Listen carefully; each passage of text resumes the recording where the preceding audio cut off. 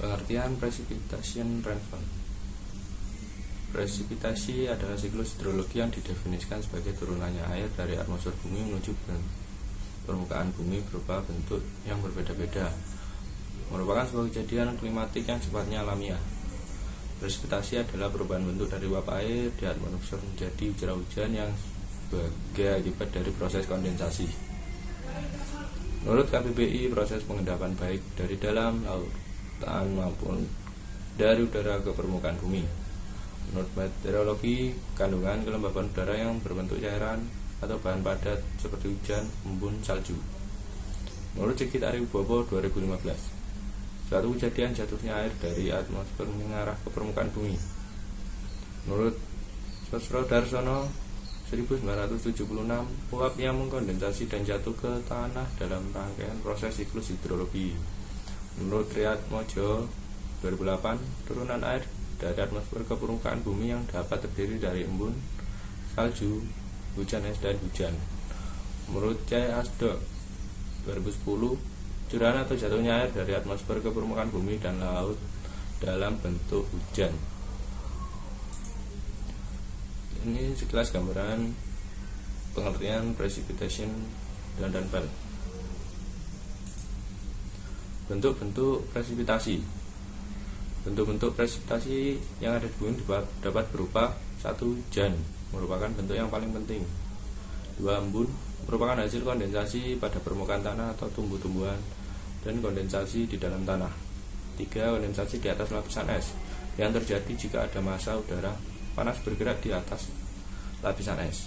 4. Kabut, merupakan partikel-partikel air yang diendapkan di atas permukaan tanah dan tumbuh-tumbuhan. 5. Salju dan es. Perkenalkan, nama saya Risma Yuliani dari kelompok D5, akan menjelaskan tentang jenis-jenis hujan. Apabila awan yang terbentuk di angkasa terus naik, akan menjadi butir-butir halus dan berubah menjadi butir-butir air yang besar-besar dan akhirnya jatuh ke bumi sebagai air hujan. Jadi, hujan itu adalah peristiwa jatuhnya butir-butir air dari langit ke permukaan bumi. Hujan juga dapat diartikan sebagai presipitasi yang berbentuk cair. Presipitasi adalah semua bentuk hasil konsumsi uap air yang terkandung di dalam atmosfer. Ada ini ya contoh gambarnya, ada itu. Kemudian menurut Muknifar Ilham tahun 2020 juga menjelaskan jenis-jenis awan. Jenis-jenis awan tinggi. Awan tinggi dapat dikatakan terbentuk pada ketinggian lebih dari 20.000 kaki di atas permukaan laut. Awan tinggi terbagi menjadi 3, yaitu awan sirkus, awan cirrostratus, dan awan cirrocumulus. Awan sirkus bentuknya seratnya halus, ketinggiannya lebih dari 5 km, bentuknya berupa kristal es, tetapi tidak menimbulkan hujan, berada di tempat tinggi, membuktikan suhu awan ini sangat rendah. Ini ada contoh gambarnya. Kemudian awan cirrostratus, bentuknya kelambu putih halus yang mengental. Awan ini dapat menutupi langit secara total dengan warna cerah. Musim kemarau menimbulkan lingkaran bulat mengelilingi matahari dan bulan. Awan cirrocumulus, bentuknya menyerupai ombak di pasir pantai, berbentuk bulatan-bulatan kecil berwarna putih yang berbaris atau berkelompok. Kemudian awan ini dapat dilihat di langit yang terdegrasi dari awan cirrostratus dan awan sirkus. Ini ya, seperti putih-putih seperti domba. Kemudian 2 jenis awan sedang. Awan sedang berada di bawah dari awan tinggi, yakni terletak pada ketinggian 6.500 sampai 20.000 kaki di atas permukaan laut. Awan sedang ini dapat dikelompokkan juga menjadi 3 bagian, yaitu awan altocumulus, awan nimbostratus, dan awan altrostratus. Ini ada contohnya. Awan altocumulus itu berwarna putih atau abu-abu dengan lembaran berlapis dan berserat. terdiri dari satu lapisan. Pada bagian tengahnya yang menjadikan awan ini terlihat lebih tebal, sementara pada bagian sisinya terlihat lebih tipis. Awan ini juga sering berkumpul dan tampak saling berikatan. Kemudian awan nimbostratus. Awan ini dihasilkan dari penebalan altrostratus. Warnanya relatif abu-abu gelap. Awan ini bisa menimbulkan hujan yang sangat lebat. Bentuknya berupa tepi yang compang-camping, cukup menutupi seluruh lapisan langit sehingga berwarna gelap dan tebal. Awan altrostratus berwarna abu-abu kebiruan dengan rupa lembaran berserat, menutupi langit secara total. Dapat menyebabkan hujan ringan apabila terakumulasi cukup lebat, muncul pada siang hari bahkan malam hari, dan menghilang pada saat matahari terbit. Kemudian yang ketiga ada jenis awan rendah. Awan rendah ini berada pada ketinggian kurang dari 6.500 kaki di atas permukaan laut. Awan ini ada 4 macam, yaitu awan cumulus, awan stratus, awan cumulonimbus, dan stratocumulus. Yang pertama, ada awan cumulus. Bentuknya padat, bergaris tajam, berkembang vertikal. Awan ini muncul pada pagi hari apabila tidak mendung tumbuh kemudian bertambah atau berkurang ukurannya ketika malam hari. Awan stratus memiliki kabut yang berada pada ketinggian sangat rendah, yakni 2 km. Awan ini berkembang mengikuti arah angin yang menyebabkan udara akan terkondensasi pada ketinggian yang rendah. Awan cumulonimbus. Jenis awan ini sangat berat dan padat, bentuknya vertikal. Di bagian atasnya terlihat berserat dan hampir selalu rata, sedangkan pada bagian bawahnya sering sangat gelap. Awan yang berbahaya karena dapat membuat pesawat kecelakaan. Kemudian yang keempat, ada awan stratocumulus. Bentuknya yang serupa dengan sarang lebah, mirip sarang lebah. Penyebabnya menyebabkan hujan lokal, jadi hujan di daerah tertentu saja. Apabila awan ini terakumulasi dan lebih padat, awan ini akan menyebabkan hujan yang sangat deras. Oke, terima kasih. Baiklah, saya akan melanjutkan menjelaskan mengenai klasifikasi hujan. Hujan dapat diklasifikasikan berdasarkan proses, bentuk, dan modelnya. Berdasarkan prosesnya, hujan terbagi menjadi hujan orografi, hujan frontal, hujan konveksi, dan hujan konvergen. Yang pertama yaitu hujan orografik. Hujan ini terjadi di daerah pegunungan. Prosesnya, udara yang mengandung uap air akan bergerak naik ke atas pegunungan. Penurunan suhu, udara terkondensasi dan turunlah hujan di lereng berhadapan dengan arah angin dan daerah bayangan hujan. Kedua, hujan frontal terjadi jika massa udara yang panas naik di atas suatu tepi frontal yang dingin atau udara dingin. Udara dingin berasal dari kutub dan udara panas berasal dari khatulistiwa. Hujan di daerah sedang dan durasi hujan ini biasanya lama. Yang ketiga, hujan konveksi atau zenital. Hujan ini terjadi di daerah tropis. Prosesnya, uap air di daerah ekuator naik secara vertikal akibat adanya pemanasan air laut secara terus-menerus. Uap air berkondensasi dan menurunkan hujan konveksi. Biasanya hujan ini terjadi pada sore hari setelah pemanasan maksimum. Dan yang keempat yaitu hujan konvergen. Hujan ini terjadi karena arus konvergensi udara atau pengumpulan awan oleh angin. Arus konvergensi adalah arus udara yang bergerak akibat tekanan udara sangat rendah, sehingga massa udara basah akan bergerak cepat dan menimbulkan hujan disertai dengan angin. Klasifikasi hujan yang kedua adalah berdasarkan bentuknya. Klasifikasi hujan berdasarkan bentuknya terdiri dari hujan air, hujan salju, dan hujan es. Yang pertama, hujan air. Hujan air berupa air yang jatuh dalam bentuk tetesan yang dikondensasikan dari uap air di atmosfer. Biasanya ukuran diameter butir hujan berkisar antara 0,5 sampai 4 mm. Kemudian, hujan salju. Hujan dalam jumlah salju basah yang jatuh dalam satu periode terbatas. Salju adalah kristal-kristal kecil air yang membeku dalam butiran kecil dibentuk dari uap air di udara. Bila suhunya pada saat kondensasi adalah kecil dari 0 derajat Celcius. Kemudian, proses terbentuknya adalah antar butir air saling bertumbukan tapi tidak saling menyatu.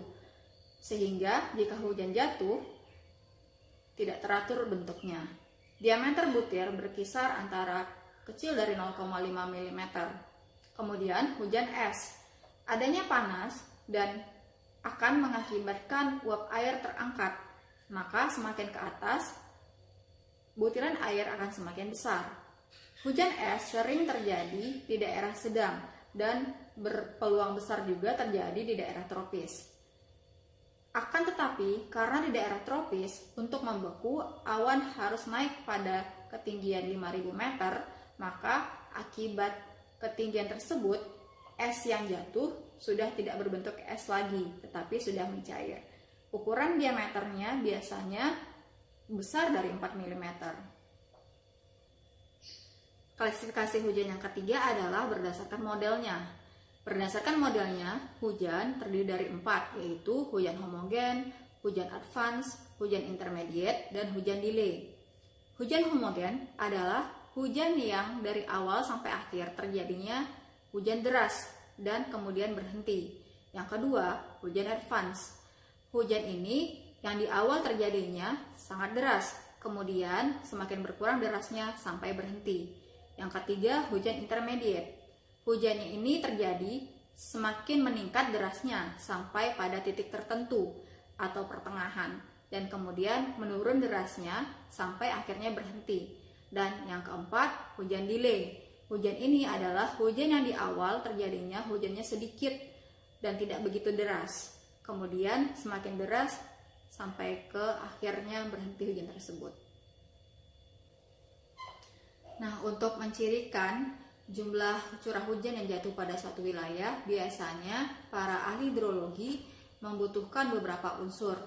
Nah, untuk mengetahuinya yaitu dari derajat hujan atau intensitas hujan. Derajat hujan adalah jumlah curah hujan dalam satuan waktu tertentu, dan intensitas curah hujan adalah jumlah curah hujan dalam waktu relatif singkat, biasanya dalam waktu 2 jam. Kondisi daerah berdasarkan derajat hujan dan intensitas hujan. Nah, kategori derajat hujan yaitu berupa hujan sangat lemah, hujan normal, hujan deras, dan hujan sangat deras. Kemudian, kategori keadaan curah hujan berdasarkan intensitas curah hujan terdiri dari hujan sangat ringan, hujan normal, hujan lebat, dan hujan sangat lebat. Nama saya Tri Nur Cahyo dari kelompok D5. Kali ini saya akan menjelaskan tentang alat-alat pengukur curah hujan. Dalam praktek, kita mengenal 2 macam alat untuk mengukur curah hujan, yaitu penakar hujan dan pencatat hujan. Yang pertama, alat ukur hujan biasa. Penakar hujan atau manual rain gauge. Yang A, penakar hujan biasa. Yang B, penakar hujan rata tanah. Yang C, penakar hujan Inggris. Yang D, interim reference precipitation gauge.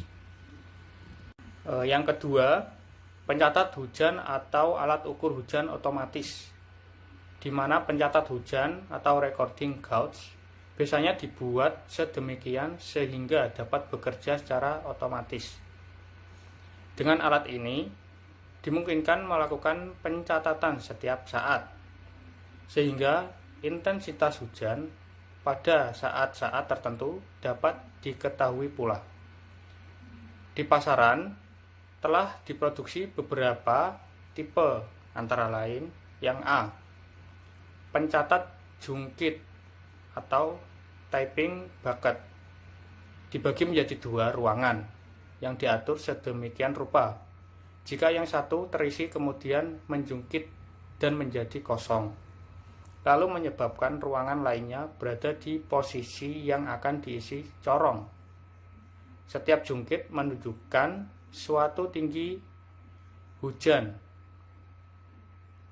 Pencatatannya secara otomatis dan bertahap.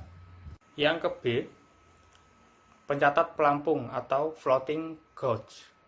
Curah hujan tertangkap corong, tertumpah ke dalam pelampung. Dengan terisinya penampung, maka pelampung akan terangkat. Pelampung dihubungkan dengan alat penulis yang dapat membuat grafik drum pencatat yang diputar dengan pertolongan pegas jam. Jika penampung menjadi kosong, sekaligus membawa alat penulis turun ke posisi 0. Dengan cara ini, kertas pencatat yang dililitkan pada drum pencatat dapat diganti setiap minggu atau bulan, tergantung tipe mingguan atau bulanan. Dari hasil pencatatan ini dapat dibuat lengkung massa. Beberapa syarat pemasangan alat ukur hujan. Yang A, tinggi alat dibuat sedemikian rupa sehingga pengaruh angin sekecil mungkin. Indonesia dan WHO sama dengan 120 cm. Yang B, penempatan alat ukur dihindarkan dari lingkungan pohon atau bangunan dan lain-lain. Yang C, terlindung dari gangguan luar atau binatang, anak-anak, dan lain-lain. Yang ke D, dengan tenaga pengamat. Yang E, syarat teknis harus dipenuhi terhadap bocoran, macet, tinta, dan lain-lain. Berikut adalah alat-alat ukur curah hujan. Penakar hujan, ombrometer, observatorium. Penakar hujan manual yang menggunakan gelas ukur. Prinsip kerja alat ini adalah 1. Saat terjadi hujan, air masuk ke dalam corong penakar. Yang kedua, alat yang masuk ke dalam penakar dialirkan terkumpul di dalam tabung penampung. 3. Pada jam-jam pengamat, air hujan yang tertampung diukur dengan menggunakan gelas ukur. Keempat, apabila jumlah curah hujan yang tertampung melebihi kapasitas gelas ukur, maka pengukuran dilakukan beberapa kali hingga air hujan yang tertampung dapat terukur semua. Berikut spesifikasi produk. Yang pertama, terbuat dari plat besi atau galvanis yang dilapisi anti karat yang tinggi 70 cm. Yang kedua, diameter corong 11,3 cm. Yang ketiga, sebuah corong yang dapat dilepas dari bagian badan alat. Yang keempat, bak tempat penampung air hujan. Yang kelima, kaki yang berbentuk tabung silinder. Yang keenam, gelas penakar hujan 25 mm, kalibrasi BMKG. Alat ini berkisar di pasaran dengan harga kurang lebih Rp900.000. Berikut ini adalah alat ukur penakar curah hujan tipe Hillman. Penakar curah hujan otomatis dengan tipe sipon. Cara kerja penakar curah hujan tipe sipon ini adalah 1. Bila air hujan terukur setinggi 10 mm, sipon bekerja mengeluarkan air dari tabung penampung dengan cepat. kemudian siap mengukur lagi, dan kemudian seterusnya. Yang kedua, di dalam penampung terdapat pelampung yang dihubungkan dengan jarum pena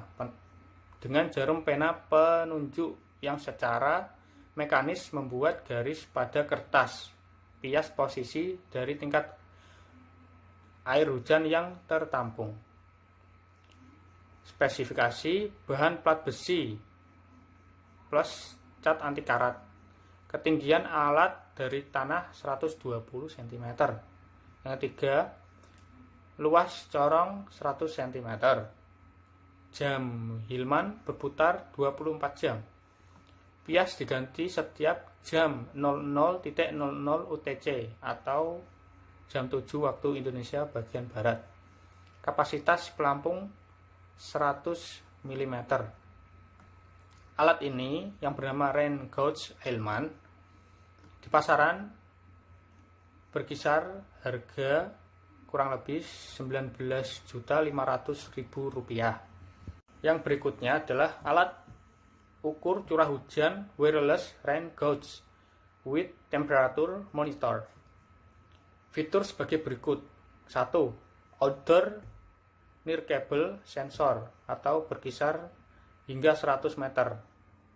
2. Detail penampilan data curah hujan di 1 jam, 24 jam, minggu, bulan, dan jumlah sejak riset terakhir atau dipilih pengguna dalam inci atau milimeter.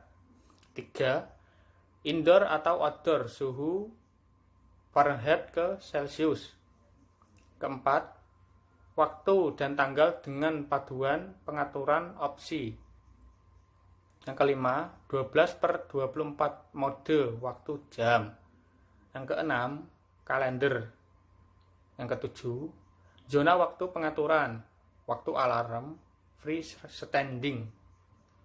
Spesifikasi produk. 1. Rentan tampilan hujan curah 0 hingga 19.999 mm.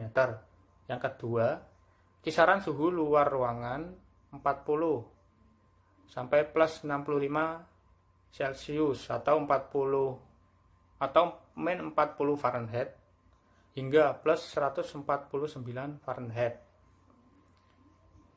Keempat, akurasi suhu 1.0 Celsius. Kelima, persyaratan daya penerima baterai alkalin, tidak termasuk daya pengukur hujan. Baterai alkalin AAA tidak termasuk. Yang keenam, rentan transmisi hingga 100 meter atau 330 kaki. Frekuensi transmisi 433 MHz. Alat ini di pasaran berkisar di harga kurang lebih Rp975.000.